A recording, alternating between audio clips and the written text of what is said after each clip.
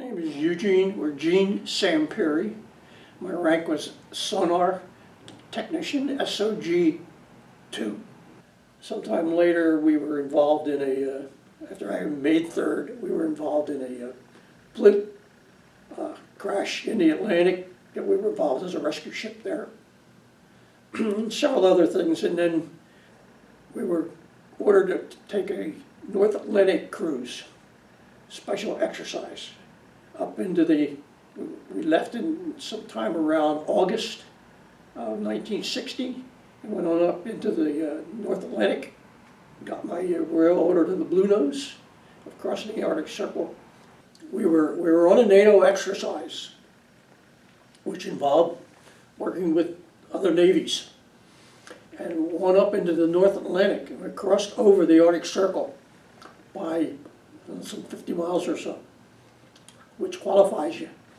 And then we came on back down around and doing the rest of our exercises, and then captain came online and says, for all of you who we're not going to have a ceremony because of our exercises, but you're now, who haven't been there before, are now members of the Royal Order of the Blue Nose. And we are card-carrying members. And that was as simple as that. In some cases, they do go through a ceremony, not as bad as the one of crossing the equator. I know people who've been through that equator one. I'm glad I didn't cross the equator. We went on down and we stopped in Portugal for a while and then into the Med. We were just on a sightseeing tour at that point. The normal presentation of the ship in various ports.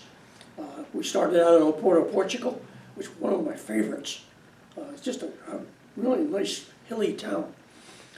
Some really good restaurants. My thing when I was on Liberty in foreign ports was to find good restaurants, eat where the people eat, see what's there, not looking for other stuff.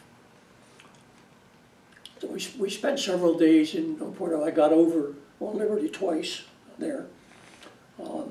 Had another guy and I decided to have a meal in a fancy hotel restaurant. I think it cost us all $4 a piece, which was a lot of money for a filet mignon. From there, we went on into the Med. We stopped at the fueling port, Rota, Spain, I think it's called, and then on into the Med. And our first stop in the Med was Naples. We were there a few days. We went out on some exercises and back to Naples, and then it was announced we're going to the Red Sea.